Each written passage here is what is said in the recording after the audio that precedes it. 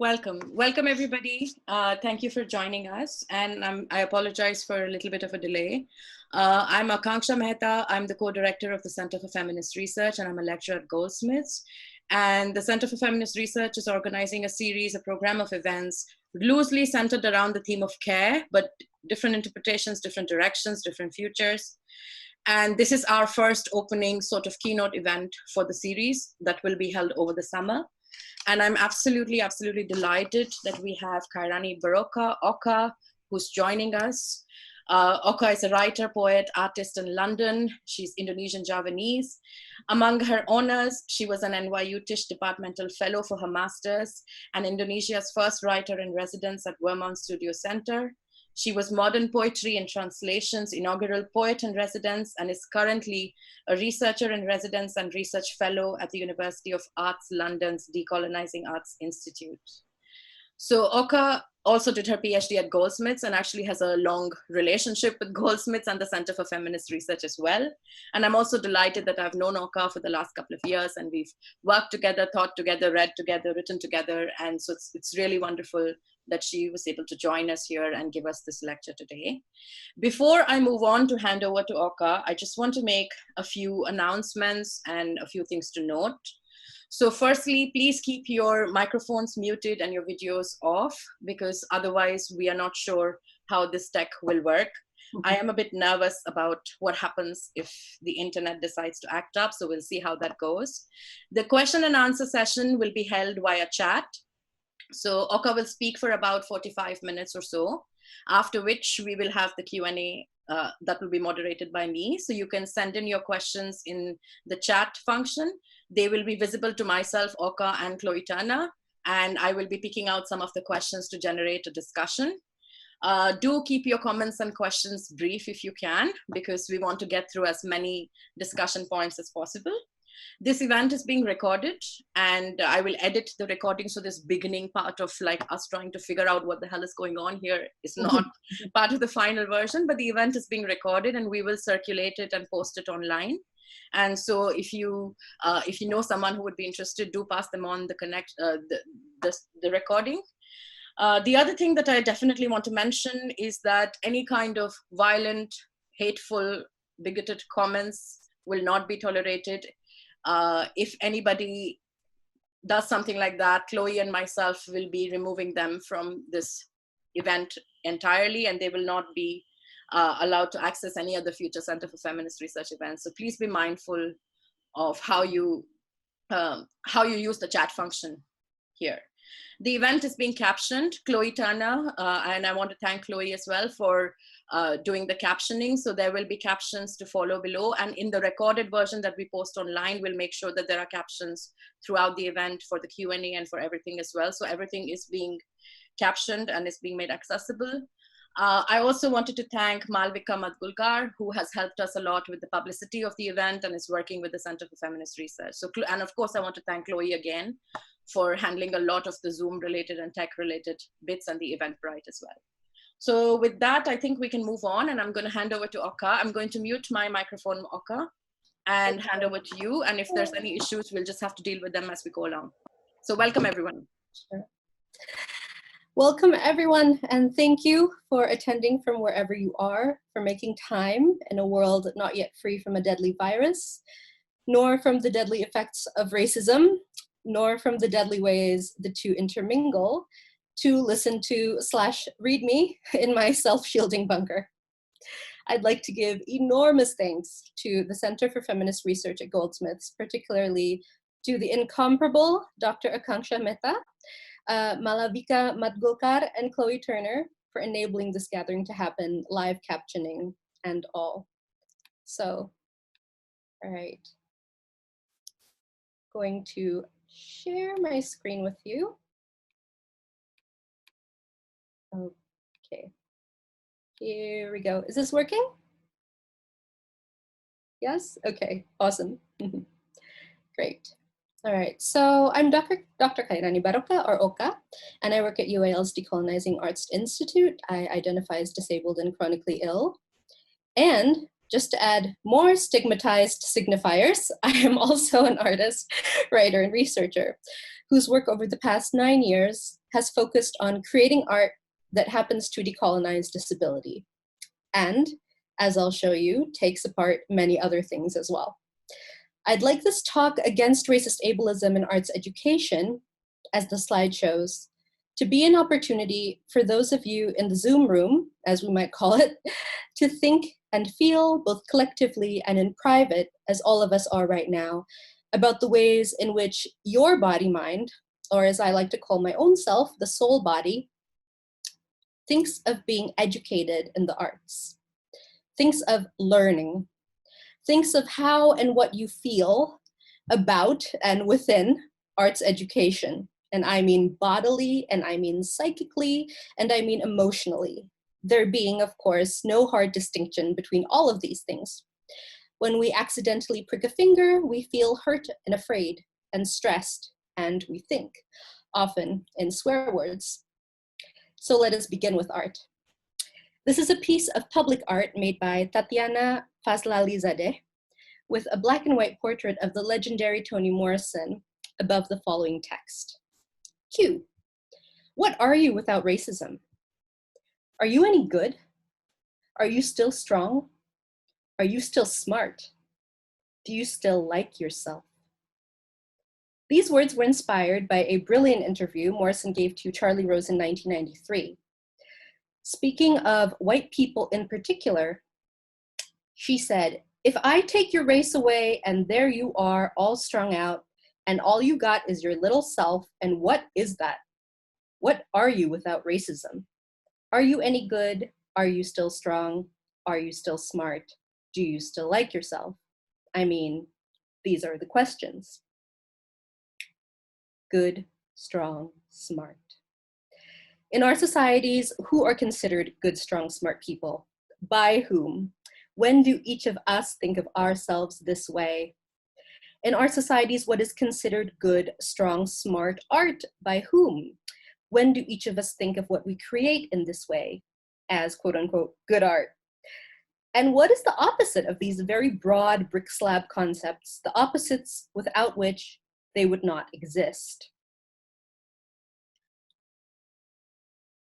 Who are considered bad, weak, unintelligent people in our societies? What is these people's relationship to bad, weak, unintelligent art? Are we those people? When you think of arts education in your own lives, what do you think of? Sitting in a classroom, learning how to sing a song from a family member, seeing a famous painting depicted on television and recognizing it, walking by street art and quietly noting it, looking at book covers, learning how to do your makeup, choosing what clothing to dress in each day, laughing at a joke and recognizing it as funny, feeling joy, feeling scared, feeling left out. What have you been taught about what is beautiful, about the beauty or deliberately oppositional ugliness you can create? The fact is, what is good, strong, and smart is overwhelmingly dictated by ableist norms. These are norms that ironically proclaim some people as being quote unquote limited, when it is ableism, and in so many societies, racist ableism, that spread such deeply limited views of what is good, strong, and smart art, who good, strong, smart people are, and what the words good, strong, and smart get to mean. Deaf and or disabled people are the largest minority in the world, and despite containing innumerable varieties of body mind, of human expression, have unfortunately been shunted towards being perceived as bad, weak, unintelligent people. And by virtue of this, as people who cannot make art at all, or if we do, it is bad, weak, unintelligent art. Note that I do not want to use the ableist slur stupid, quote unquote, and when I say unintelligent, it is while noting that this word has been used too often by people with a very limited sense of what intelligence means.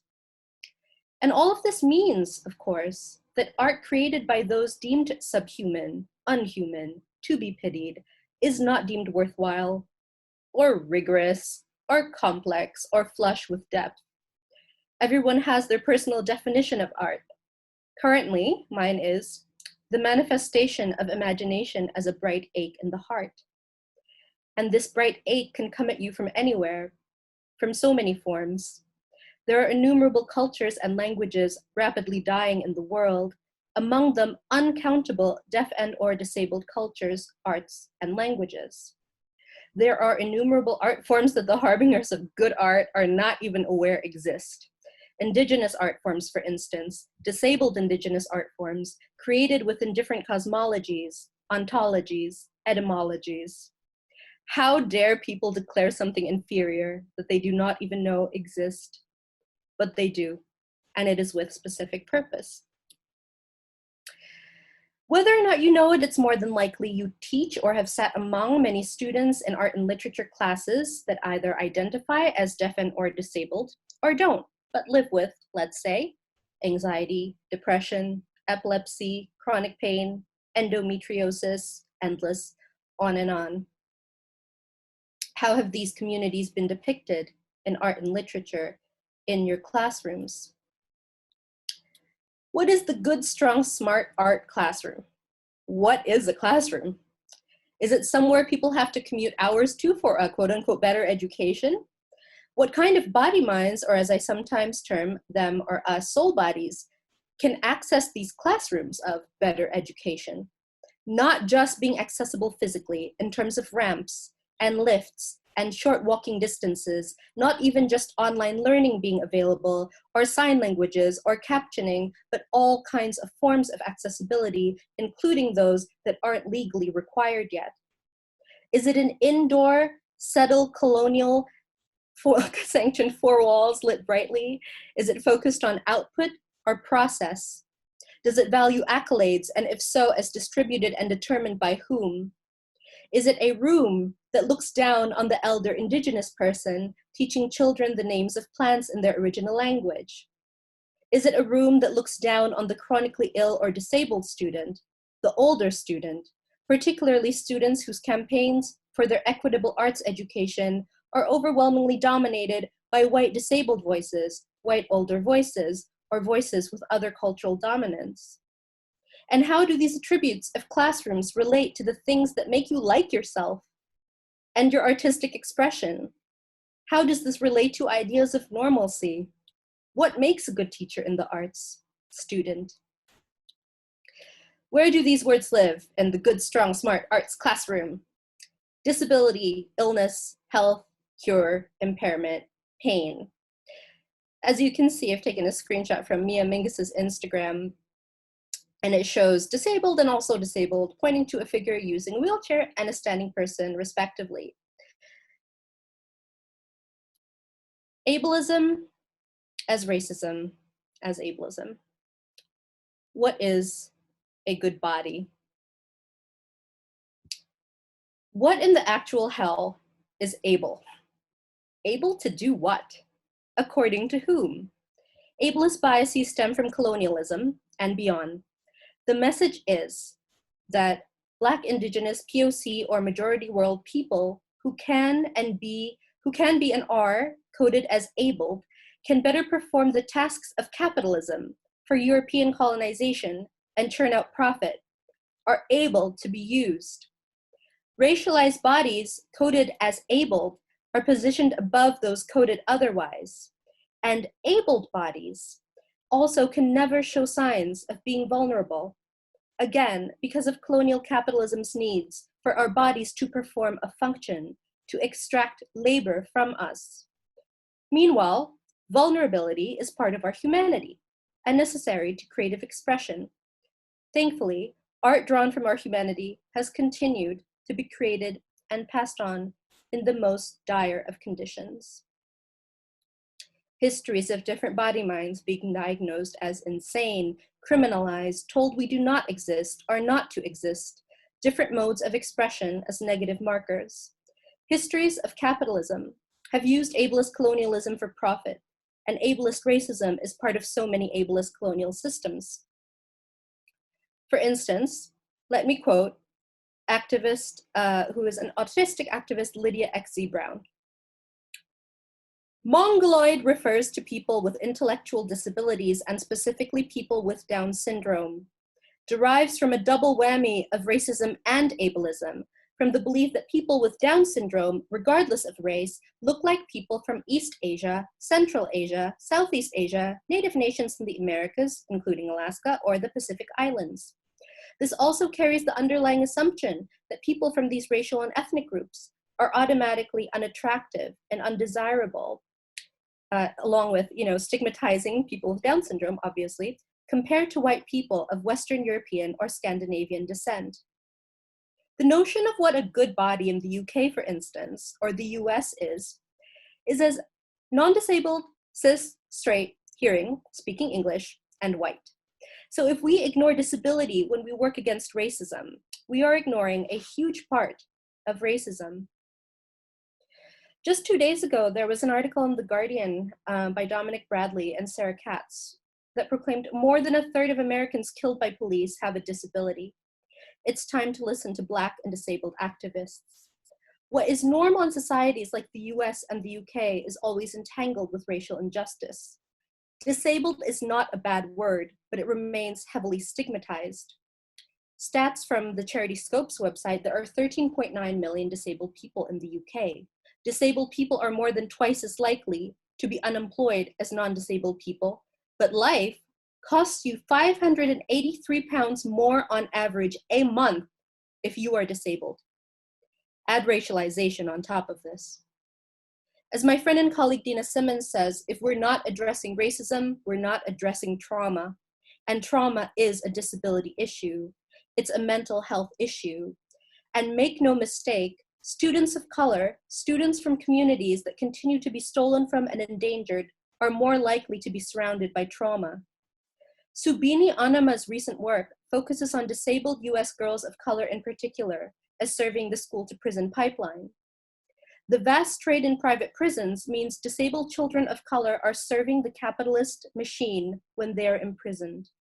Her work draws on disability critical race theory, which she created with Anama and Ferry, or what she calls discrit, which provides a framework for understanding the confluence of racism and ableism and Black and brown children's lives in the US as multiply marginalizing. This is why hashtags like Melissa Thompson's hashtag disability so white exist and matter. There's the different valuing of peoples based on various local manifestations of racist ableism. There's the different valuing of sensory modes of understanding the world, of expression, inextricable from the diminishment of racism and of colonialism. So the models of disability that are usually taught in the UK, for instance, the medical model, the social model, or a model that me and my colleagues use, disability poetics. There's vastly more of that than what is taught in the context of arts education in the UK. For instance, my colleague Slamet Amekstohari, he is a disabled scholar, and he, in his book Disability in Java, he describes how in post-Suharto Java, there were different models for disability. And one of them was the medical model that was actually brought by Dutch missionary medicine. And before the advent of this missionary medicine medical model, in which everything that is non-normative is to be wiped out, there are actually disabled gods in Javanese culture that still exist in Javanese mythology today. But this concept of disability as closer to God and as something beautiful and special has over time been wiped out by colonialism from Europeans, and that has had an incredibly devastating effect on the lives of millions in Indonesia. And if earlier I was described as Indonesian Javanese, I also have to say that I'm Minang, or my mother's side will disown me. So speaking of Indonesia, this is a painting by Indonesian artist Ziko Albaikuni, probably my favorite painting of Ziko's, Laboratorium Barat, which means Laboratory of the West in Indonesian. 2019, oil and Dickensian canvas, 200 by 150 centimeters. Notice how we describe art, the conventions, the medium, then the dimensions. This too is part of a certain societally promoted form of art education. And if you close up on the painting and you look in the lower left-hand corner, there is a girl painting on the easel two hills with a sun in the middle and a road in the middle. I don't know if you can see that. So in elementary school in Indonesia, that's how we were taught to paint. The two mountains, the sun in the middle, the road in the middle, right? And what I didn't realize until many years later was that this is part of colonial Western propaganda. It was part of a movement called Moy Indi. In 1939, I believe, Indonesian artist S. Sujoyono coined the term, which means in Dutch, beautiful Indies. Indonesia was the Dutch East Indies. And it denoted a movement wherein the Dutch really promoted this use of art in order to paint Indonesia, literally, as peaceful, beautiful, paradisiacal, basically free of the violence that colonialism entails. Basically a tourism brochure, right, is what was taught about how to paint Indonesia. And note also that the concept of modern art that came along with the Industrial Revolution and colonization is also kind of a Western import, because if you look at societies, for instance, the Balinese, when art is being made, whether it's temple carvings or dances or songs, everything is interwoven into a spiritual worldview. Art as a commodity and something very individual to be sold is very much a sort of a Western intervention. So when I think of Zico's painting and of Moy Indi as a colonial art movement, I think of the innumerable ways in which body minds or soul bodies connect to land and self and expression and each other, that are whittled down to forcing us to make, essentially, travel brochures to speed up resource extraction and exploitation of our lands from a very young age. And Indonesia is also a colonizing nation state. When the former dictator Suharto's wife, Tin Suharto, went to West Papua in the 1970s, exhorting Balim Valley Dani populace to start wearing skirts and pants instead of gourds, referred to as Operation Penis Gourd, this too was a form of colonial, imperialist art education. As Papuans are racialized in Indonesia, called horrible names I will not mention here, this is racist arts education in action. So, as mentioned, there are disability models such as the medical model, the social model, which briefly believes that people are disabled by society, right? The lack of ramps mean you cannot access a building if you use a wheelchair, or if, like me, you're not great with stairs or you refuse to use stairs. That means that you are disabled by society. So that's the social model. And there are many models beyond these. Decolonizing disability is decentralized, involves innumerable different models, more than one person or even one university can do in a lifetime. So I'm just going to show you a brief overview of a few things that I've done in my lifetime so far over the past 9 years that I think kind of exemplify this notion of arts practices research and decolonizing disability. So that's us, that's myself and the women of the Bori Economic Self-Help Group in Rajasthan recording on the floor of a studio. And we were, I should say they, because I was just there to hang out. They sang everything. They're recording the 12 Acres EP. And that was part of a residency I did with, in collaboration with the Bori Women's Economic Self-Help Group, in which during the course of my stay in Rajasthan, I befriended a woman named Santia Patidar, who is a deaf woman who is surrounded by hearing people. Her son and her husband are hearing, her community, her friends, also women are hearing.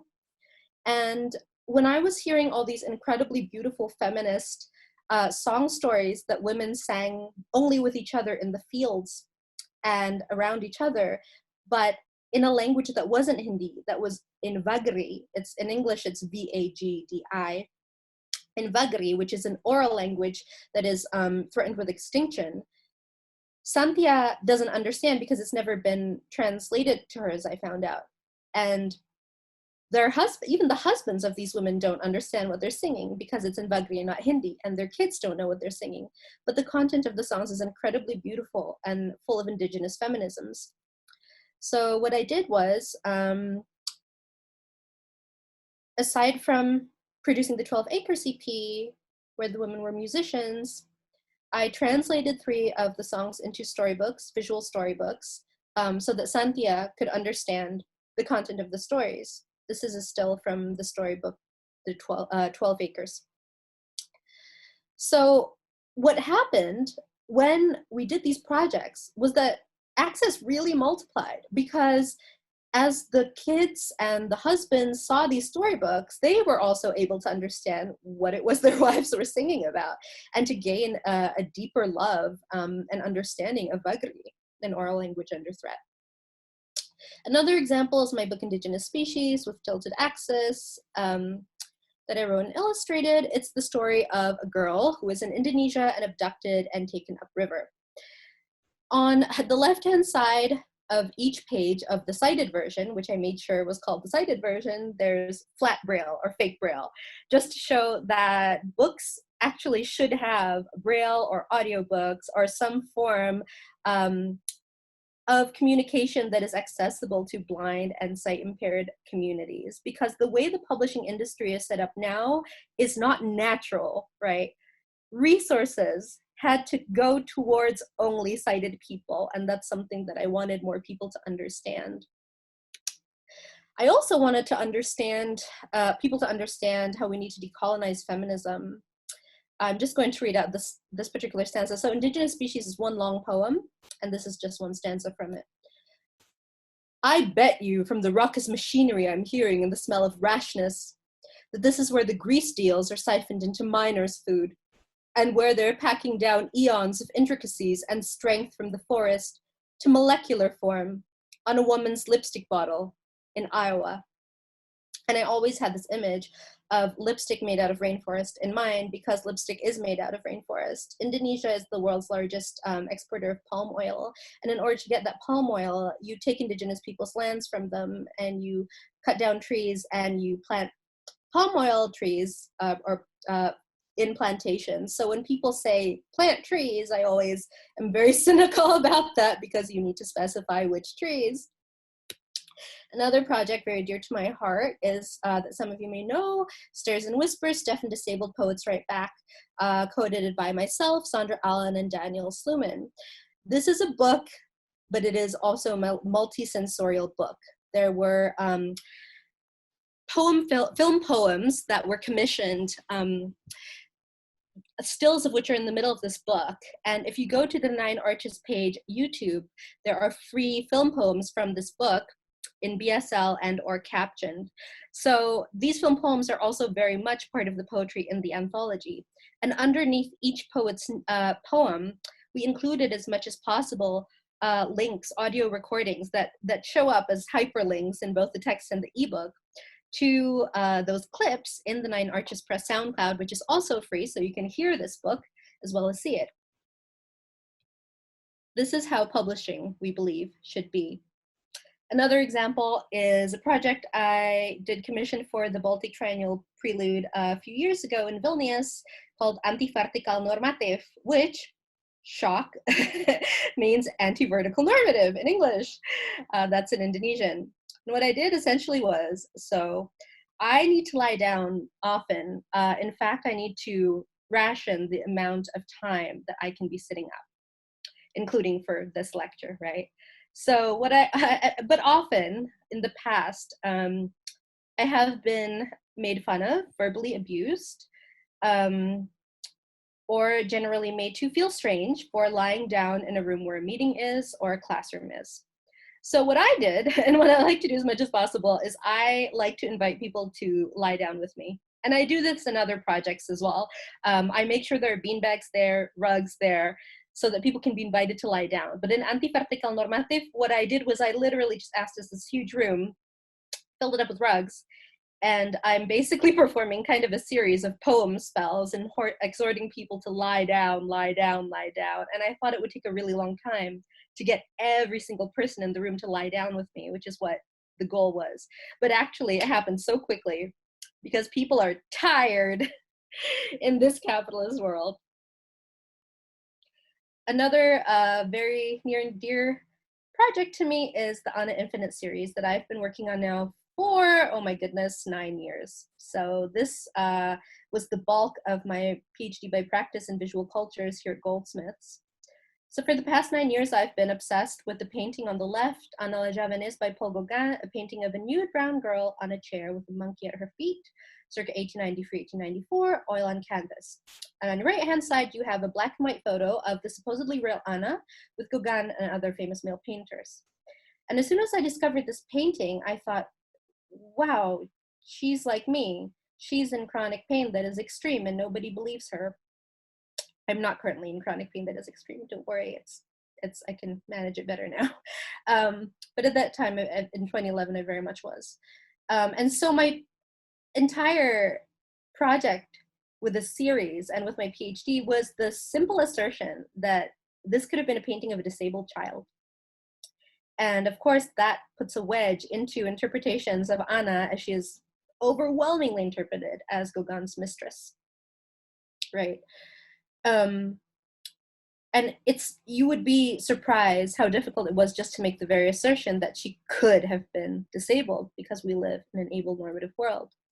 So a few things I did for my PhD by practice, I did a couple of performance installations. One is Selected Annas, which was at Salzbasel in Switzerland, and this is a still from Anna nomenclature at the ICA, in which I'm chalking out an outline of a projection onto the gallery floor I've done so many artworks interpreting the original painting, right? Including the one you see in this still, which I believe is taken by Krista Holka. So I read from within the outline of Anna's body, and I connected the possibilities for their stories because this child could have been a trans child, could have been a male child, could have been could have identified as a girl child or another gender identification entirely, to the ways in which children continue to be abused by the art world, and the way we portray especially Black and brown children of the past as though they're adults and as though they are definitely incapable of pain. And I connect this to various articles.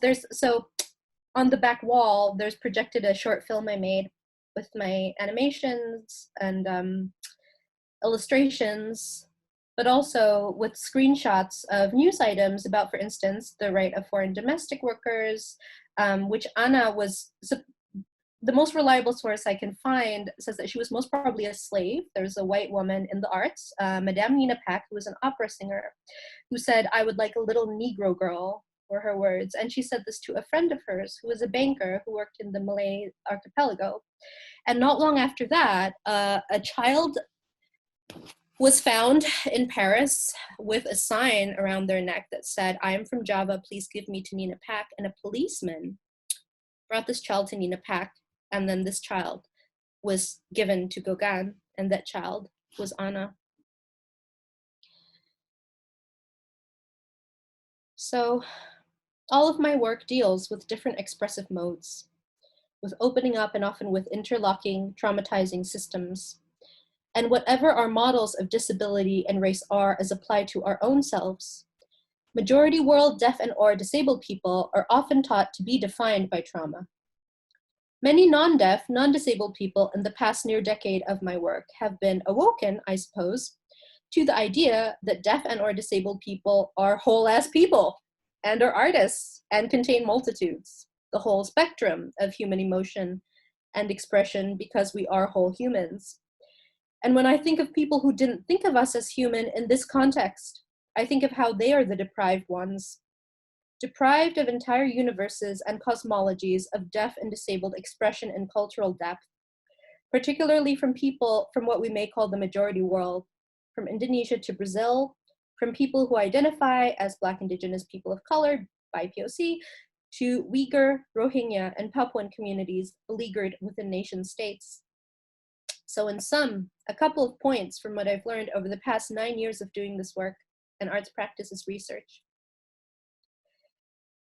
Number one, subconsciously or consciously, by centering different sensorial modes of making and perceiving art and translation between these sensorial modes, I'm always thinking about pedagogy. Who is this for? And just as restrictive structures of racism, patriarchy, and ableism interlock, increasing access always opens up so much more than I originally envisioned. Two, access always multiplies in unpredictable ways, because to resist colonial, ableist capitalism opens up ways of feeling and of being, of teaching and of learning that continue to be tamped down. Racist ableism manifests differently in different local circumstances within colonial capitalism. Anti-racist anti-ableism isn't always decolonial, and decolonial work isn't always anti-colonial. For instance, you can demand an artwork in the UK be returned to Indonesia by right as a decolonial act. But to be truly anti-colonial, you have to reckon also, as I've written about in the past, with Indonesia and Javanese-ness as colonizing forces in places like Papua. If we are to unspool all the threads of suppression and repression, what would happen if we always aimed for anti-colonial work that is also decolonial and anti-racist by its very nature, and for anti-ableism in all the ways we do this? What if we did this in arts classrooms?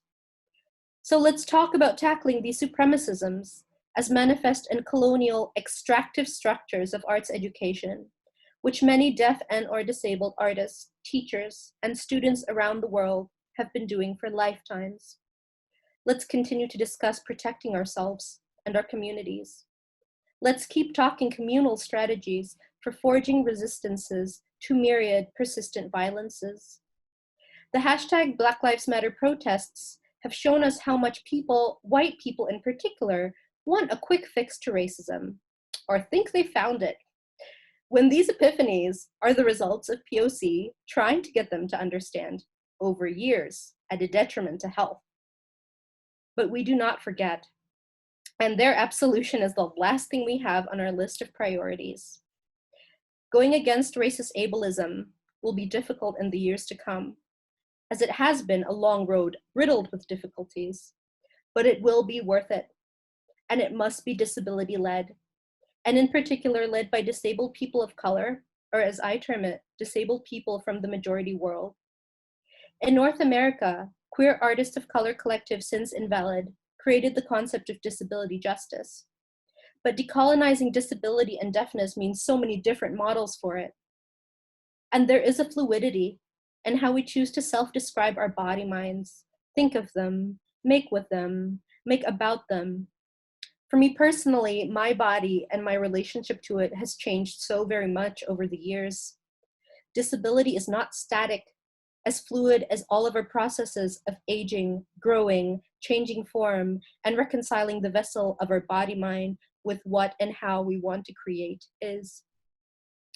Whatever models of disability are imposed on us, we as deaf and or disabled people have a right to self-define, or not. We have a right to call out the violences that continue to degrade us, including the persistent violence of having to explain our condition, a form of what activist Mia Mingus calls a violation of access intimacy at every level of arts education, as teachers and or students, without fear of retaliation. An arts education that foregrounds, that is built on disability justice, especially in the COVID-19 era, means honoring deaf and disabled arts, languages, cultures, people, particularly from the majority world. Value us. Help us survive, but do not presume to speak for us. Fuck pity. Let us describe ourselves in our own words, with our own art. Let us reserve the right to never disclose anything about our body minds that we don't wish to in any situation. Let us reserve the right to create whatever we want to in response to whatever impulses serve us, without assuming that we must only create about these cruel fictions, to quote poet Wendy Trevino, race is a cruel fiction, cruel fictions of supremacy that envelop us. Deaf and or disabled people who have been deemed not smart by teachers and by others in society, including by other deaf and or disabled people, have incredible knowledge of the structures of ableism. Disabled people whose communities are stolen from and endangered, for that is what our communities are, have acute intelligence surrounding what racist ableism is. But our intelligences are wholly lost on them. Our intricate musical and lyrical contributions, our very languages perceived as noise. Until one day, the critical mass of organizers that have been working for decades and decades and carrying an enormous burden finally pierce through people's whiteness or colonized minds, and our noise might become art to them. Especially in the COVID-19 era, we need to think far beyond access law measures in the US or the UK and look at the so-called art world in terms of transnational, colonial, socio-economic structures. Dismantling ableist violence looks like thinking of art making not only as an industry as it operates for the rich, but of what financing this industry entails. Jasbir Puar's The Right to Maim covers how access and inclusion, so-called, of deaf and or disabled people in the so-called global north runs parallel to the deliberate maiming, the deliberate debilitating and disabling of communities bearing the brunt of Western imperialism, whether in Palestine or Ferguson. Resources are extracted wholesale in mining and plantation operations in Indonesia, which may allow for the enrichment of an oligarch's charitable body to fund an increase in accessibility measures at a large art gallery in Europe. At the same time, these plantations and mines leach toxic tailings that poison and kill children. Understanding the flows of violence and capital at these scales is to understand ableism. Ableism as the structures that determine who is a good body, who is deserving of survival and wellness. It is difficult to sense others' broken hearts fully. We, particularly we of the majority world, carry the imprint of our predecessors' broken hearts within us, and this is painful. But it is also a reminder that we are their survival, that we are made up of all their sensitivities and of all the beauty they created, including our very selves. Beauty that persisted, no matter who said it wasn't pulchritudinous, that included a bit of its old self in the new forms it was forced to take, the echo of one language in the language it is forced to adopt. Carrying ancestors' broken hearts and disappeared arts within us, it is beautiful to have a heart that can feel, as it should, afraid and enraged and sad at being shut down and unwelcome by systems that are intended to shut them down, to unwelcome them and us from spaces of art that could have felt like home. The older I become, the more I understand living as a continual search for and reaffirmation of home, of what home feels like. How might we create it? Thanks so much for listening and for joining in. Thank you, Oka. Thank you so much. That was really powerful. And I'm so glad that you were able to join us here, and especially the ending and the way you ended that on a note of hope and imagination. It was really powerful. So I'm going to give everyone a couple of minutes to just breathe and think about some of the things that have been said. And if you could direct your questions to the chat, I can pick up some of the questions from there and read them out, and Oka will be able to address them. But let's just all take a couple of minutes to just think through some of the things that have been said. And Oka, for you to just rest before we begin the Q&A. And thanks so much to everybody. We have a full Zoom room and it's very heartening. Thank you for taking the time to be here with us. A lot of thanks and gratefulness coming in through the chat. Oh.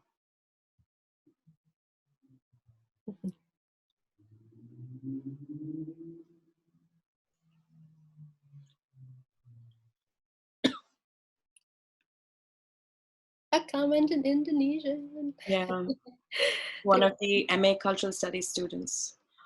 Oh, really? Very excited to be here, and we'll be getting in touch with you later as well. Oh, I also see some Indonesian artists in the mix.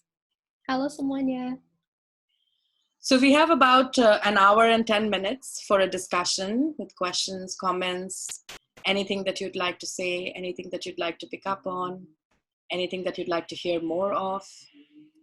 Please direct your questions to the chat, and perhaps I'll start with a question as the questions come in. One of the things that came up in your talk, Oka, and something that we've discussed before, and I've heard you speak before in other contexts as well, is this idea of arts education as being inherently violent. And this is something that I know that you have thought about and written about and spoken about. So could you elaborate on that idea? Yeah, sure. So I think the words inclusion and access, right, seem pretty benign to people, but they mask that there's actual violence in determining which bodies are allowed to access art spaces and arts education and not, right? There's an actual endangering that goes on there when you invite people to a space and you don't put accessibility measures on it. You don't tell people that there's going to be flights of stairs, because it actually endangers a lot of bodies, especially considering, you know, maybe up to 25% of the UK, according to some stats, disclosed as being disabled. That's a huge portion of the population. So I don't think it makes sense, especially in this COVID-19 era, to continue with these extreme ableist, violent patterns of behaving and organizing and creating and channeling resources and teaching in the arts. It doesn't make sense. It's never made sense, but it doesn't make sense now. Okay. Especially. Does anyone have any questions? If you do, could you please write them in the chat room? I hope I'm like looking at all the chats. Like, I hope there's no other place where the questions are coming in that I'm not looking at. But I think this is the main chat. Or I could just scream fuck pity for another hour. But so another aspect of violence in arts education, right, is I mentioned extractivism. Yeah. And as mentioned, it's not only about, for instance, resource extraction in Indonesia and other places, just tearing up the world, causing climate change, right? Taking indigenous people's lands from them to create products for the West. And the profit from those products going into charitable bodies that fund the art world. That is one form of violence in arts education, but I'm also talking about the ways in which, for instance, and I mentioned trauma because it's really important. I feel like deaf and or disabled and any marginalized population's trauma is so often commodified and used by people who are not from our communities. There's a lot of non-permission going on, you know, there's a lot of unsafety going on. I would like to say that, okay, hypothetically, because a mentor of mine is always worried about me getting sued. Hypothetically, right? Let's say there is a class in a postgraduate institution that is centered around the teacher extracting students' traumas from their lives. This white professor gathering traumas, deaf and disabled kids, kids of all kinds, to promote work that essentially says, white people, white women in particular, are not culpable for their mistakes. That may sound far-fetched, but it is hypothetically something that both you and I, Akanksha, might be familiar with, right? And I think that this concept of access intimacy that the disabled activist Mia Mingus came up with is so powerful, because I cannot tell you how many times in a week I am forced to give up really private information about myself in order to literally move, in order to gain access to something that I need, in order to gain access to a public good, right? And this is, I'm not alone. There are literally millions, as I mentioned, the largest minority in the world are disabled people who are constantly being forced to give up our intimacies. And I think that it is so often also in the arts, we are used as pawns or metaphors or really ableist, markers. In every superhero show, there's always, an evil scarred person who appearance activists have been really doing a really great job. Such as, Carly Findlay in Australia, but it still happens, or someone becomes really upset that they become an amputee, and a lot of talk is about inspiration, right? So it's really perverse that our stories are being used for outside inspiration while we're being traumatized by the sharing of our stories, because we so often don't give permission for them, and we're so often not the tellers of those stories. And it's if you wanted to compare how often deaf and disabled people are used as props, and this is particularly the work of one of my Viva examiners at the University of Leeds, Claire Barker, focuses specifically on how disabled kids from the third world, quote unquote, right, are used to maintain this propaganda of the development industry, right? That, oh, look at these poor kids, from Black and brown kids, they're disabled and all of this stuff. And it's like, Black and brown kids who are disabled can live great lives as well.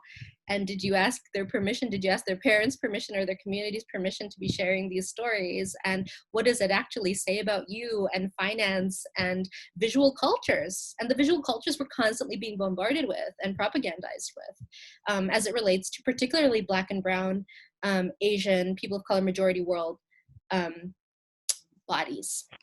So actually, one of the questions that has come in from Carol says, could you explain a bit more about the minority majority and how you're using this terminology? Because you're using the word majority world over and over. So one of the questions is, could you explain a bit more about that? Yes. Okay.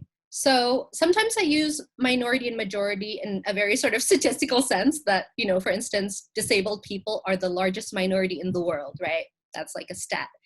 But when I say majority world, I use that in place of terminology like the third world or the global south even. I remember during my PhD, a professor tried to get me to change all my terminology about Indonesia to be about it as a developing country, which is so eco-fascist. And, this concept of countries are along a line of evolution. And when we're most evolved, we reach the state of the West, which, as you can see in the current COVID-19 crisis, isn't doing that great. So that's what I use in place of those terms when I say majority world.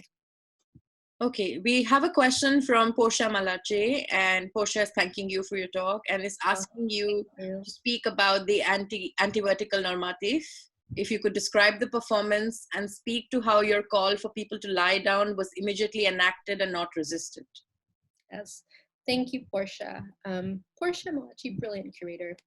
So, anti-vertical normative, basically, I asked the Center for Contemporary Arts Vilnius in Lithuania to prepare just really comfy bedding, as comfy bedding as they could find, and just surround the entire floor of the space that I was meant to perform in. And what they did was they used like really, really comfy wool rugs, like big wool rugs, to cover the floor. And it was basically a presentation where, these slides would be in the background and I would be, the whole thing is one long poem.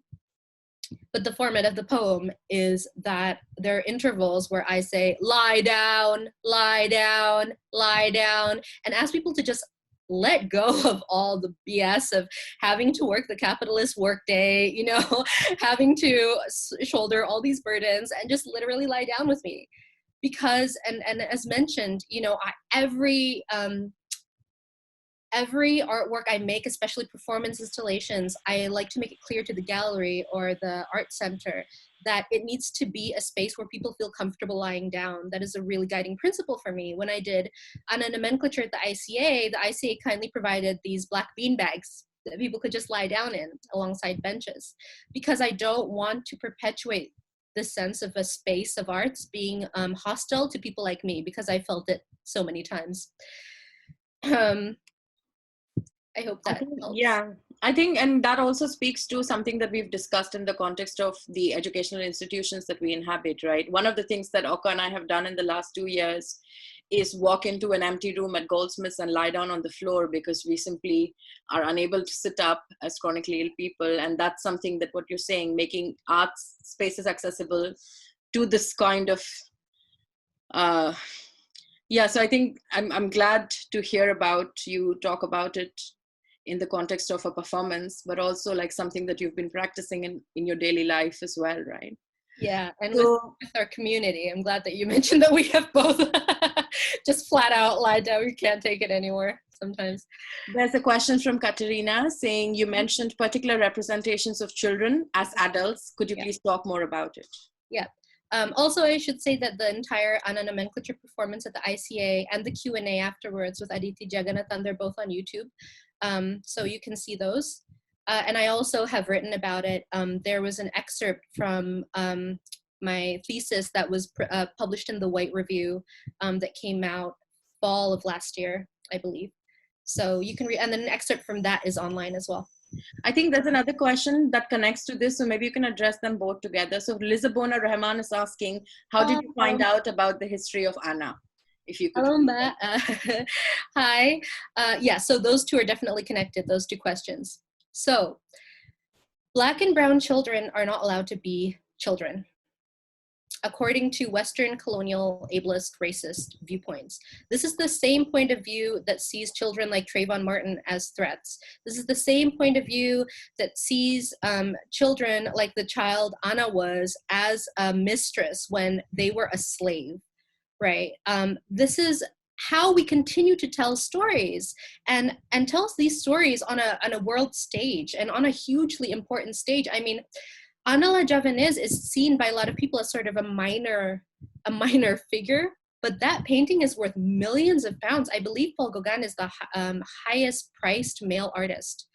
And the fact that the owner of that painting is private collection, right? I've been on this journey for years trying to find out who owns. I have a pretty good idea, actually. I'm like this close to figuring out who it actually is. I'm pretty sure I know already, actually. But, you know, these narratives are narratives that we use to teach children. I mean, girls go to these galleries where nudes like Ana are displayed. And I remember there's this huge petition to take down this nude of a white child, but there wasn't any similarly huge petition against taking down Ana la Javanese and all the other nudes of children that are up there. And how I found out about the history of Ana. So when I was in an extreme amount of pain, I just finished my master's at NYU. I was just, so there, a class that really changed my life when I was an undergrad was visual anthropology. Thank you to Hilda Llorens, Professor Hilda Llorens, you know, I'm so grateful to you. And she introduced me to the work of researchers who are going against, you know, this very Western colonialist version of visual cultures. And I was looking at the work of one of them, and they were doing a chapter on Ana, and I just sort of thought, oh, this is a child in pain. Like, this could definitely be a child in pain because all of the quote unquote facts surrounding them are blurry. And at that time, and something that still happens on a regular basis, at that time I was especially trying to convince doctors and hospitals that I was in pain, to no avail. So I kind of, Ana became kind of like a guiding light. Oh, okay, so there's a question. Oh, sorry, I'll let you. No, that's fine. Like, you can also see the question. So are you looking at the question from Gladys? Yeah. Yeah, so the question, and for everyone to know, the question says, how can we develop a methodology in arts education and its research that is not ableist and can involve people in a more inclusive sense? And then the second part is, how is it possible to develop an arts research that can be inclusive for all people in this COVID-19 era? That's a big one. Thank you so much for those questions. And again, thank you so much to everybody tuning in from Indonesia, Jogja, hello. These are questions that is the lifelong work of people like myself and so many of my colleagues who are disabled artists. When I was when I first began identifying as disabled, I was like, well, guess I'm a disabled artist now. Who is out? I started Googling just who is out there who's also a disabled artist, who also wants to do work in research. And somebody I consider, sort of a forerunner is Dr. Petra Kuppers, who is a disabled wheelchair dancer and a professor at the University of Michigan. So work from people like Petra, so many people in the art sphere. Honestly, I'm afraid to start mentioning names because I know I'm gonna miss out on some. There have been so many. There's been this whole genealogy, right? So it's really important that we are, our work is spotlighted and that we can continue to collaborate with each other. And there's work by people in Indonesia that are doing this. I'm actually on like a WhatsApp, of course it's a WhatsApp group because it's Indonesians. I'm on a WhatsApp group with a ton of disabled artists who are, really fighting for this for arts research and a non-ableist arts education to happen. And I'm really looking forward to spotlighting their work in turn and just to continue doing that. I'm sorry if I know that didn't answer your question, but that's the point, I guess, because there's so much to be done, and the research is so vast and so complex and rich and beautiful. And it's honestly, frankly, we're like avant-garde. I think, like, maybe not talking about myself, but just my colleagues are avant-garde compared to like what people who aren't dealing with ableism are researching, and yet we're shut out and considered sort of like, oh, this is like an identity-based side research thing, but it's actually really fundamental. So there's a question by Yasmin Morgan, who thanks you and is really pleased to see you. Yasmin says, I work a lot with computation and that field has a lot of barriers to it. Yeah. I've recently been struggling with the issue of actively critiquing ideas and mindsets through my artwork instead of making a new technology or view palatable to an audience. I would be interested to hear your thoughts on how do you go about critiquing ideas through your artwork? So I think that whenever I create something, it's like how, people are talking about Toni Morrison as being on anti-racism reading list. And there's this amazing article in Vulture by Lauren Michelle Jackson recently called "What is an Anti-Racist Reading List For?" And it's like Toni Morrison and James Baldwin aren't like how-tos, they're beautiful, gorgeous works of art, right? And when I create, the impulse comes from wanting to go against these things, but I always need to start with emotion and to pretend like I'm important, because I should be important to myself and the people in my community, right? So I think that just my point of view, which is so often shunted to the side in arts institutions, being my point of view in itself is anti, right? But the heart of it needs to come from something beyond even having those ableist, racist, colonial things in the room, if that makes sense, right? Because we're looking at past, present, and future. And I should say that the Anna Infinite series is a sci-fi series. And I've published sci-fi stories about Anna. And the performance installations in themselves are pretty sci-fi. And so, yeah, I want to get to the heart of things and sort of fight against without making the thing that we're going against even larger than it already is. Yeah, I think that's a really good point about fighting against, but also not centering it or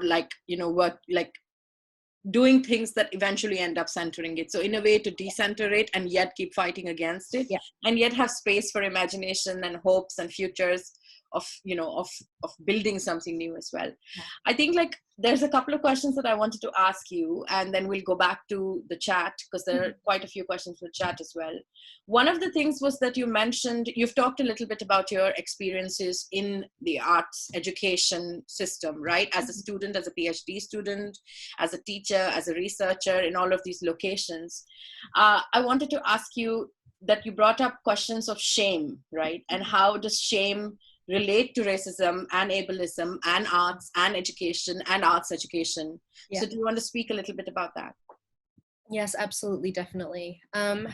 I hope it wasn't too intrusive to all of you in the room when I started asking really personal questions like how does remembering arts education make you feel? Because I know from personal experience that it can often feel shaming, right? Like, oh, I'm not good enough at singing. I'm not good enough. I'm a bad dancer. I'm a bad singer. Like, how often do we say things like that, right? And where did we get those ideas in the first place? You know, I mean, I actually do think of myself as a bad singer, for instance, right?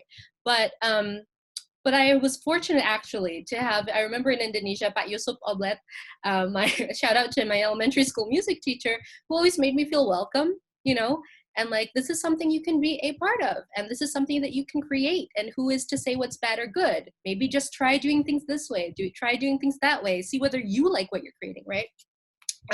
That is kind of what I want to instill in people as an arts educator and researcher, rather than shame, because we've all felt it. I mean, honestly, even up until the end of my master's, I was still thinking, oh my God, I'm a terrible artist, like more often than was necessary to actually proceed, you know, like to the point where it was like detrimental, right? And I know that's a familiar story for many of us, especially women of color or non-binary people of color, right? So I think deaf and disabled people are so often shamed because we're taught to be ashamed. We're taught that disabled is a bad word, and it's not. And it was actually really coming into my own as a disabled artist that helped dispel with all the BS of needing to be ashamed, thinking I'm not a good artist, you know, this very masculine, in many ways, right, patriarchal idea of what is good art, what is bad art, are you a prize winner? You know, this is antithetical to a feminist, decolonial, anti-colonial praxis that you and I, Akanksha, try to inculcate, right? So shame is still embedded in all the curricula of arts education that we see currently. And I know there are many people, including people who have attended today, thank you, who are trying to fight against that. But yeah, it's personal and it's emotional. And this kind of connects to what you were just saying, connects to a couple of questions that I see from Anna and Annabelle. And the questions are, you know, you emphasize the distinctions between decolonial, anti-colonial, anti-racist. Yeah. And how do we then expand on these terms, speak about these terms that are often used interchangeably in arts education contexts, and also in the light of decolonizing the university, decolonizing the curriculum. So could you speak about like how you use or how you think about these terms? Yeah, so I can't speak for everybody at the Decolonising Arts Institute, first of all. Obviously, I can only speak for myself. I have to, you know, cite another wonderful woman of color, Yasmin Gunaratnam, who's also part of the Center for Feminist Research. And Yasmin was my my savior supervisor towards the end of my PhD research. And she was like, she was talking to me about my work at some point. And I mean, I'd known the distinction between the terms before, but I think Yasmin really crystallized it for me when she was like, you know, I think I was talking about Indonesia being a colonizing force because Javanese people, as I write in my thesis, and then I write in the work about Anna, I'm half Javanese, like Javanese people are the colonizers of Indonesia, right? And like the violence that is happening in Papua is no joke. And so when you're decolonizing, Yasmin was saying there's a difference between decolonizing and being anti-colonial. And I was like, oh yeah, you just really summed that up, you know, really succinctly. I'd already been writing about that, but I think that's a really good way to put it, is in terms of Indonesia and Javaneseness and Indonesian colonization, internal colonization. So I think that Craig Santos Perez, another colleague in poetry, recently tweeted this week, being anti-colonial is not the same as being anti-racist, and I agree. Because if we're being anti-racist, that is part of being anti-colonial, but until we really look at, for instance, the resource extraction stuff I talked about, the global flows of capitalism, and really, I mean, there's so many ways that not only do non-disabled people colonize deaf and disabled people, right, and or disabled people, but there's so many ways that colonization happens. And so we can strive to be even more anti-colonial.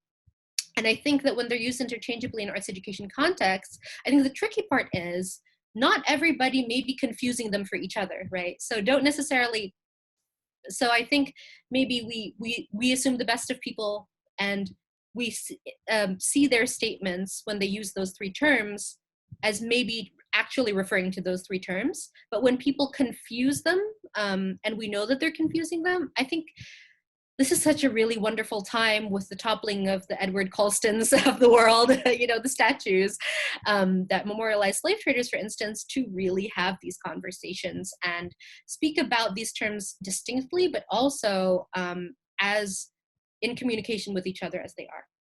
Yeah, I think the last point about how they have to be in communication with each other is really important, but also because, and you and I have had discussions on this, and many people who are probably listening have thought about this as well, and how these terms have become so performative. And, you know, when there are actual material movements, for example, like we had at Goldsmiths anti-racist action that occupied a building for 108 days, Gara, right?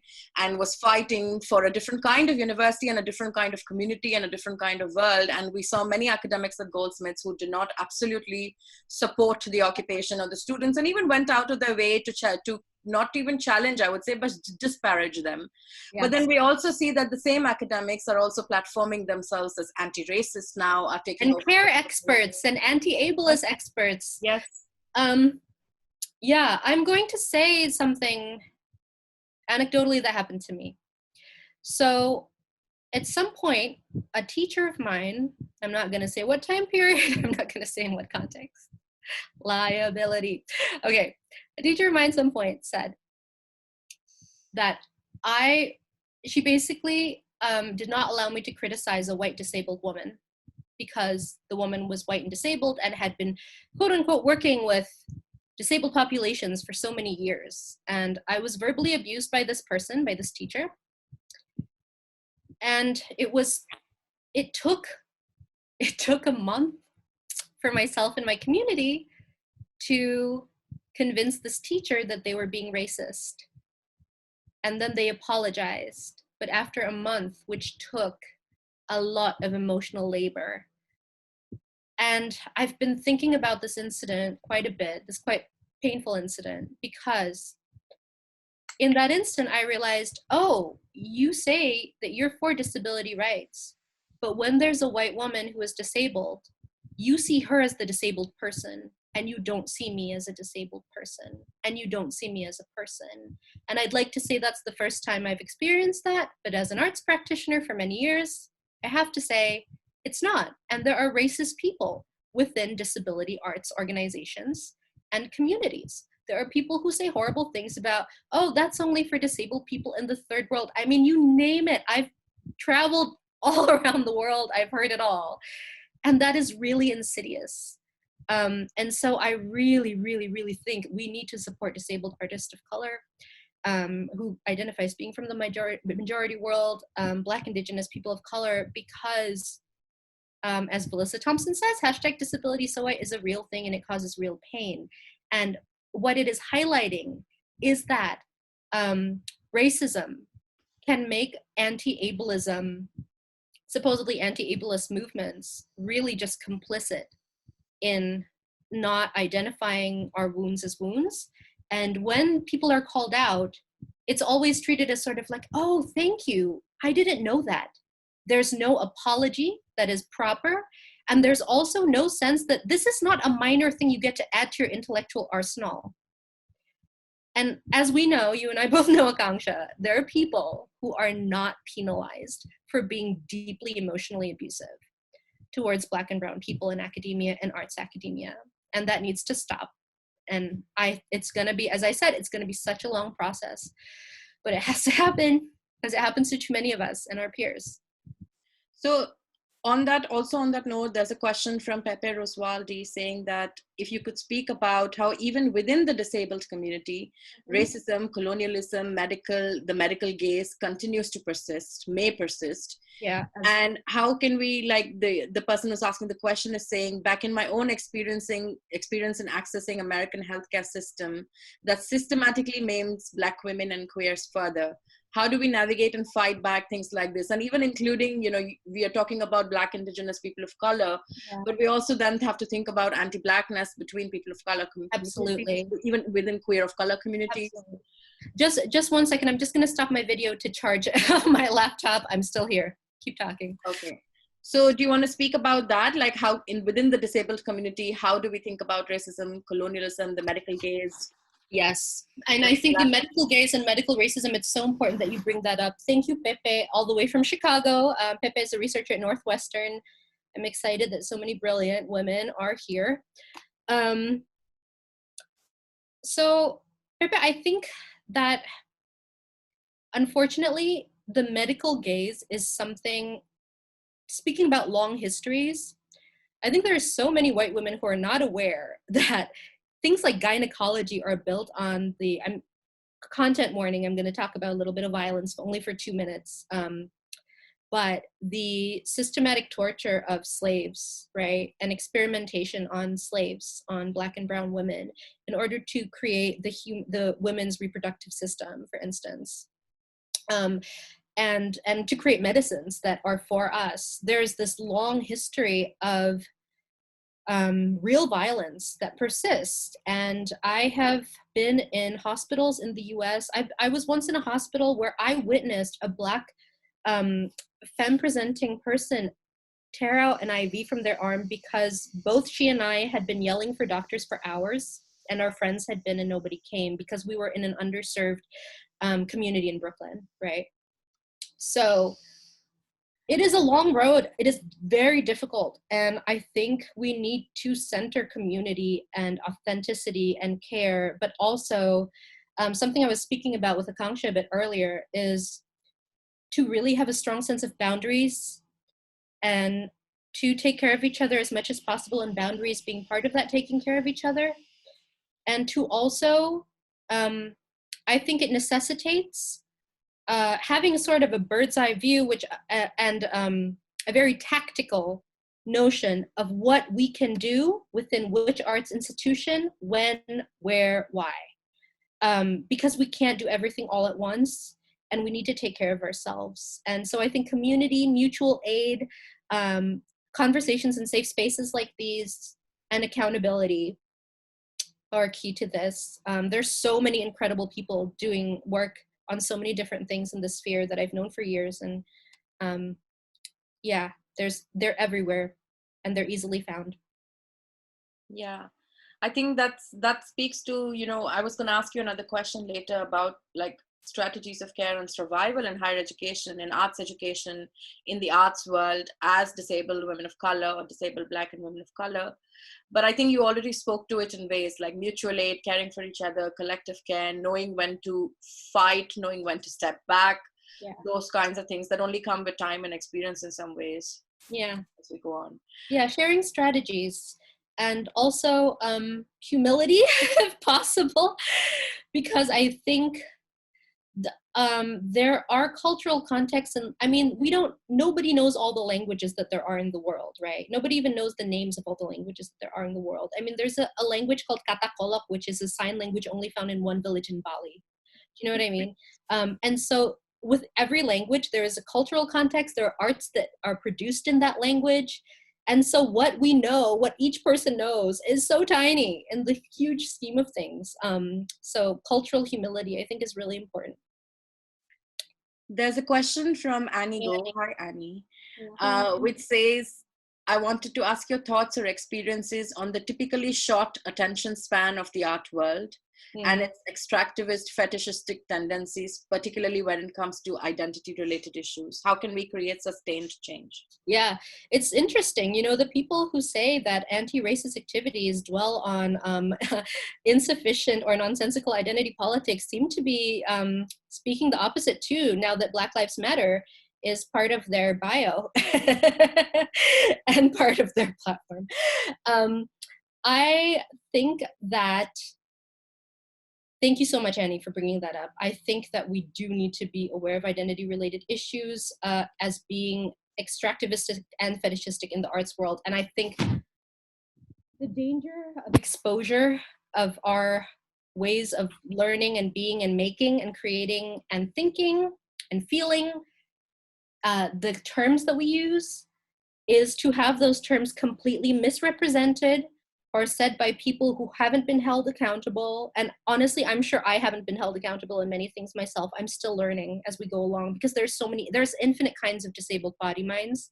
And I'm still learning all the time about language, about practice, about politics. So And I think that it's about citational practice is something that a phrase that just popped into my mind, like Sarah Ahmed's notion of citational equity in practice, you know, citing Black women who have come up with original ideas, right? Citing women of color, citing Indigenous women, citing Indonesian women, citing Papuan women, you know, come to the source of the font of the knowledge. And I think that there needs to be a redistribution of resources.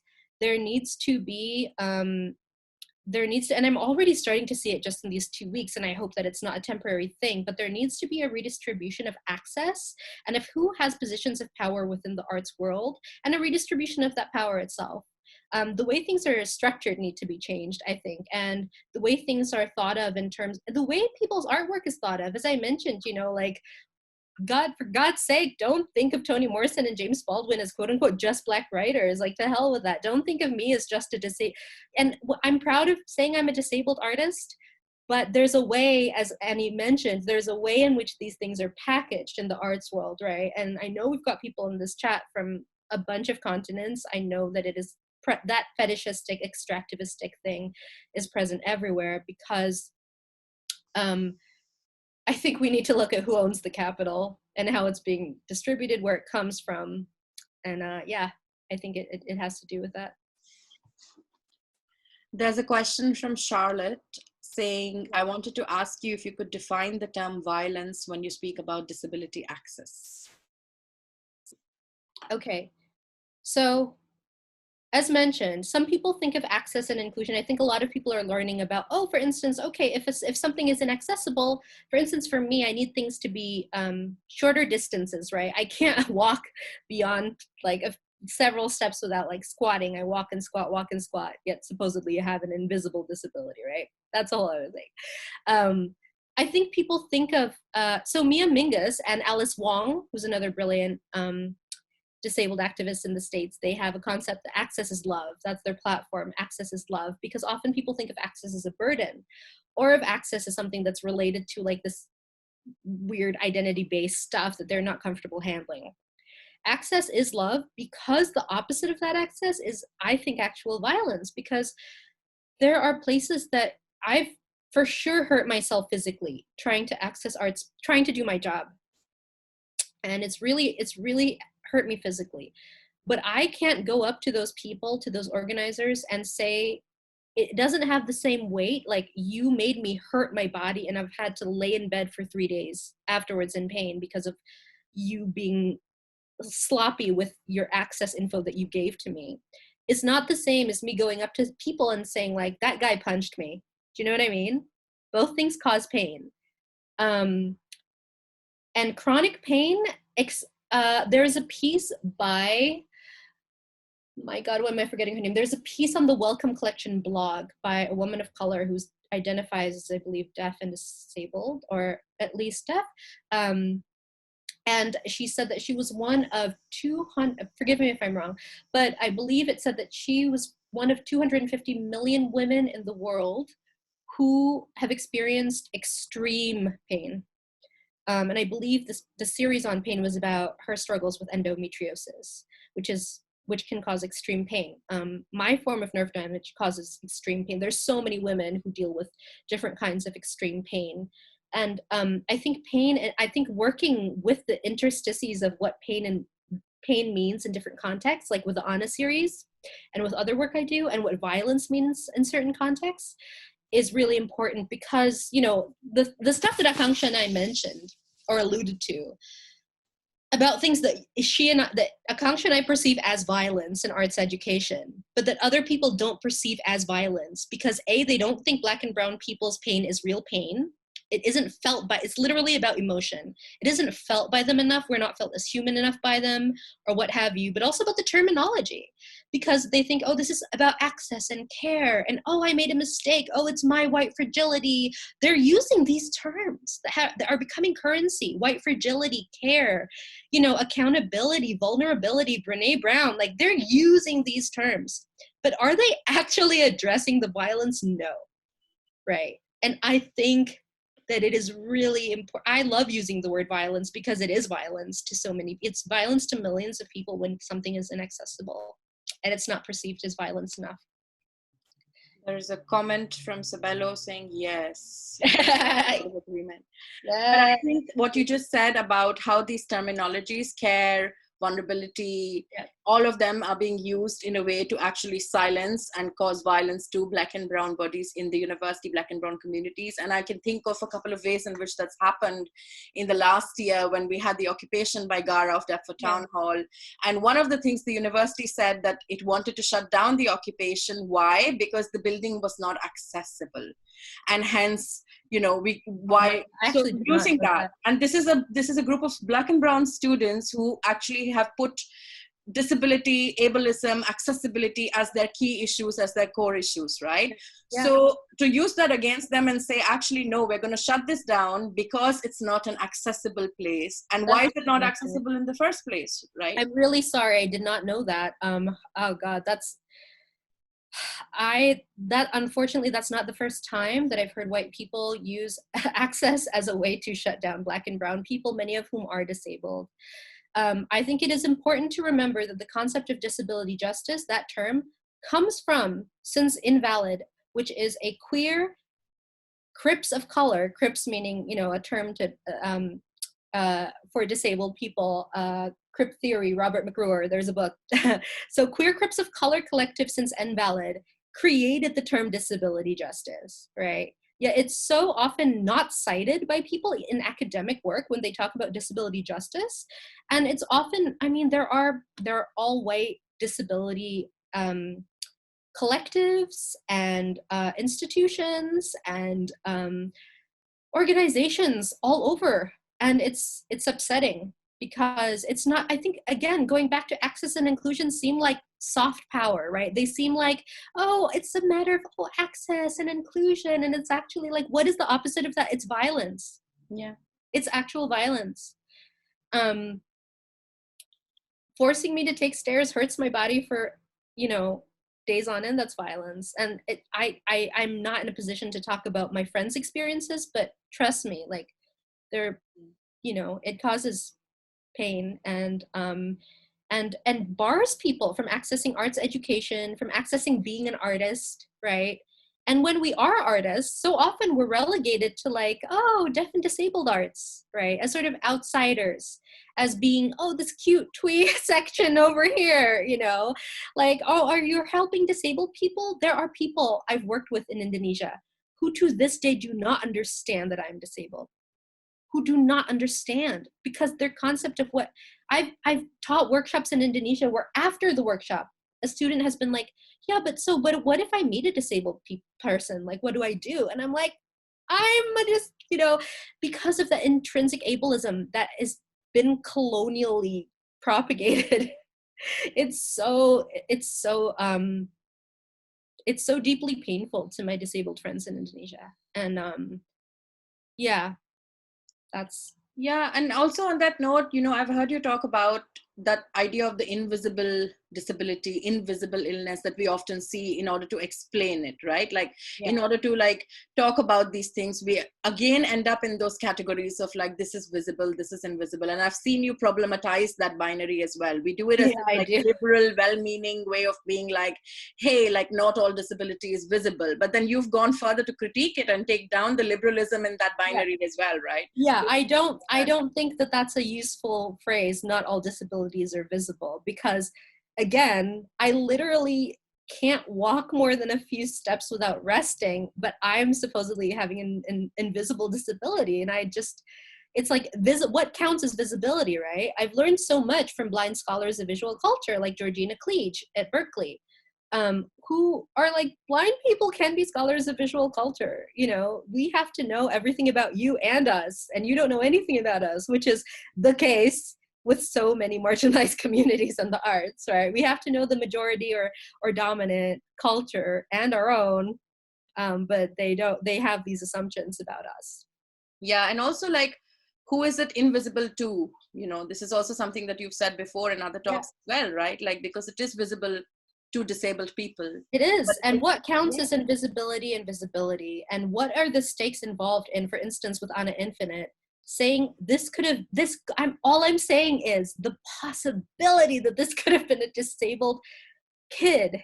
And I have gotten vitriol from white feminists and other people who are like, white girls also are objectified. And I'm like, yes, but you saying that to me means you're literally on the side of a slave owner. This Madame Nina Pak who brought Anna over from Indonesia. You know, like it's mind-blowing to me that people don't make these that the whiteness is so inherent and the violence is so embedded into these practices, that it is so difficult to just say the possibility that one image that I've been working on for 9 years could be of a disabled kid. Because what would happen if we said this was of a disabled kid, right? Yeah. What does that explode about binaries, about who Gauguin is as a supposed genius, as, you know, and also I problematize this idea of disability and sexuality, right? Disabled adults have sexualities. The issue is, you know, when you have disabled children in the mix, like all children should be free from abuse, right? But it's so interesting to me that when I say this could have been a disabled child, then people somehow feel, you know, this sense of protectiveness over the legend of this male abusive painter. It's really, it's something else. And two things are happening here, because there is the backlash towards the narrative of Anna that you're talking about, to protect whiteness, to protect colonial history, to protect, you know, memory. And then there is the backlash in that moment happening towards you, because I'm also thinking that if a white art historian decided to make this claim, right, how would the claim be taken? It's also your voice that is coming through. Like, how dare you as a woman of color artist, how dare you as a woman of color disabled artist make this claim? So it's also like, and this is what happens in arts education and higher education, right? The claims are dismissed, but the claims are also dismissed because the person making the claim. And I mean, I swallowed all this BS about me being marginal for, you know, up until my mid-20s. I think it was so deeply detrimental to my career, to my ambitions for the kind of art I wanted to make. And being like, becoming physically disabled, I was like, okay, why am I even subscribing to this bullshit? You know, I mean, we are each of us, we're whole universes. Like, why do we need to play small? Fuck that shit. Sorry. Absolutely. If there are any questions, keep them coming. Annie Go says, love Gara. Michelle says, thank you. Thank you, Michelle. I've gotten some private, some people have messaged me privately. Did you mention any racism within the disability community? Yes, that's all we've been talking about. Some people asking to be sent the copy too. I'll send an email. So the copy will be, the recording will be posted online and will be circulated wherever Oka feels it's okay to be circulated. Yes. So there will be a way to access the entire content. And I really, once again, I want to thank you, Akanksha, so much. You, Chloe Turner, so much. You, Malavika, so much for helping me make this as accessible as possible and making me feel so safe and welcome. And thank you to everybody who has come along. I'm sending much love from the bunker. Thank you. Keep the questions coming. We still have about 20 minutes.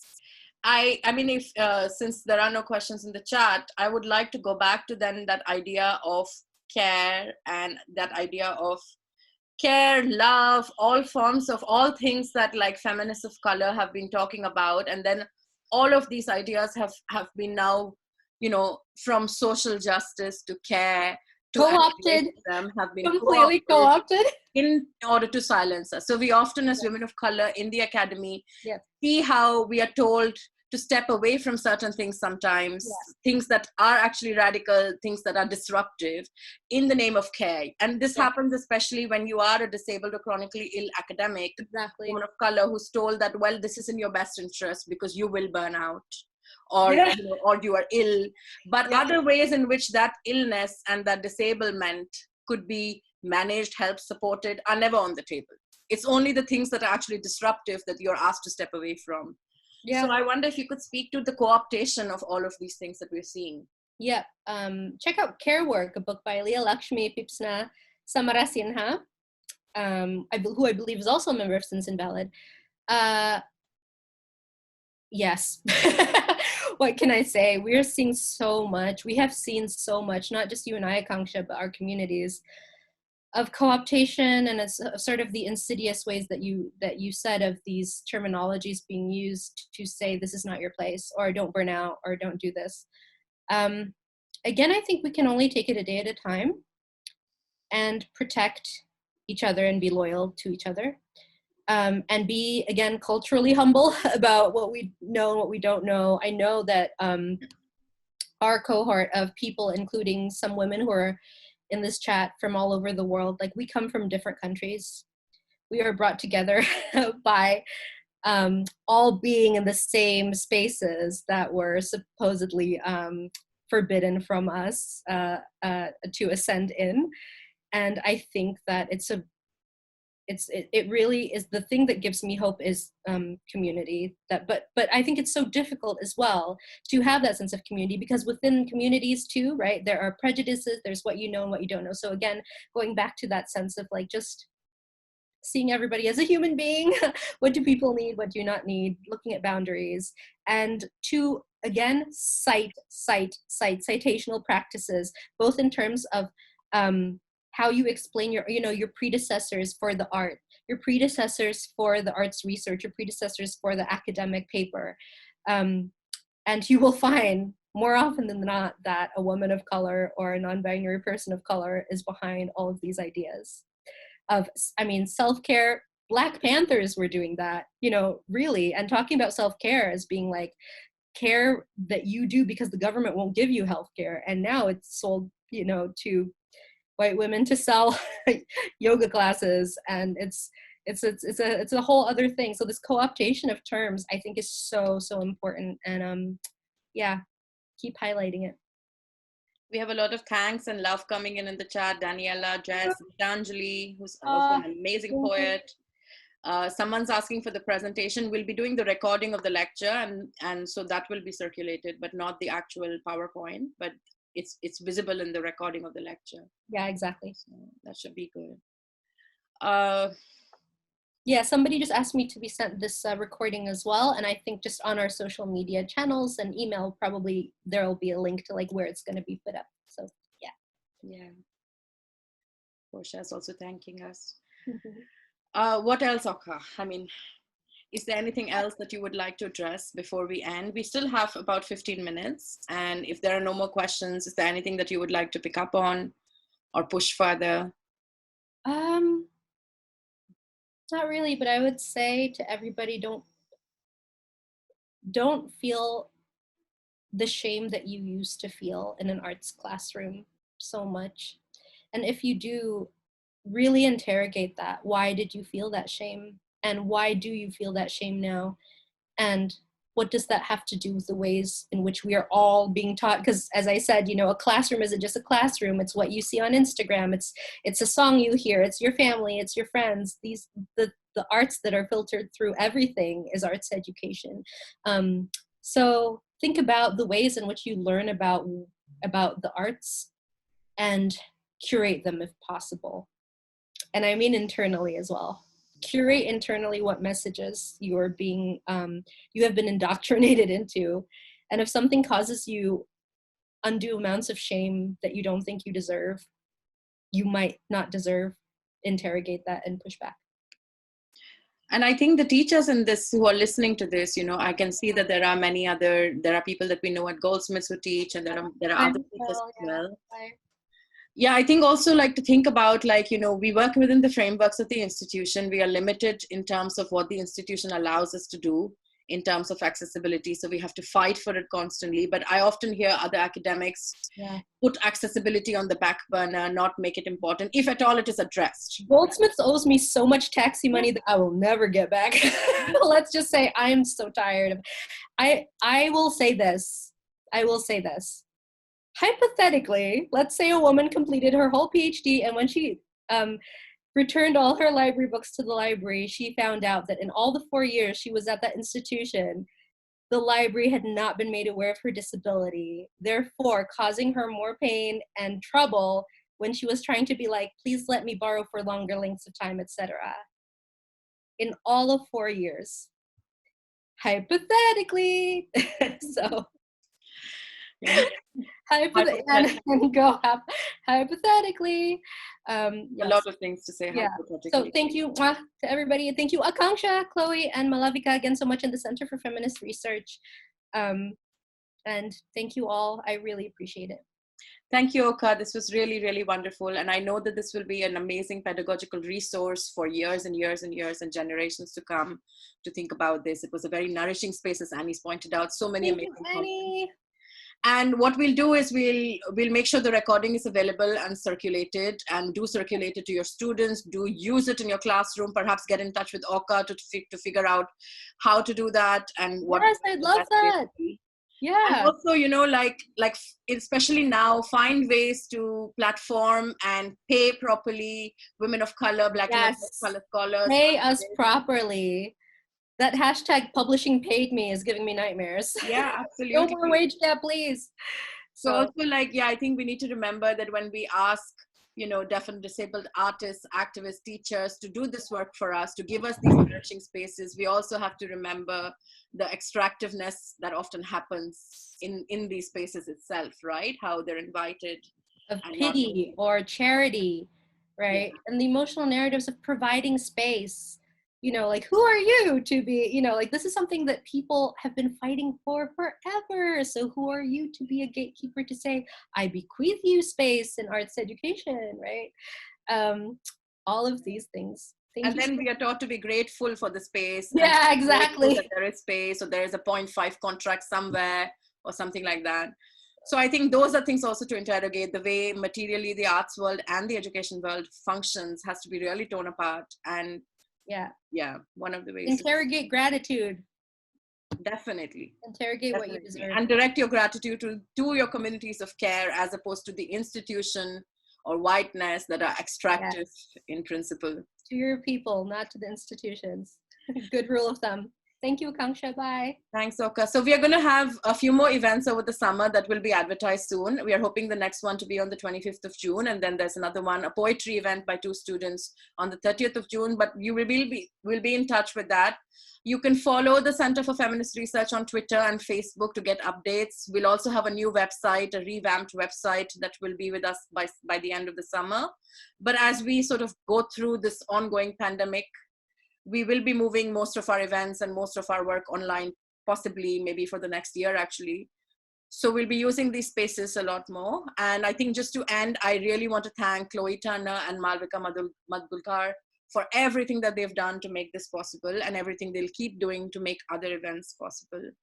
So that's about it. I think I have to figure out how to end this now. But thank you everybody for joining.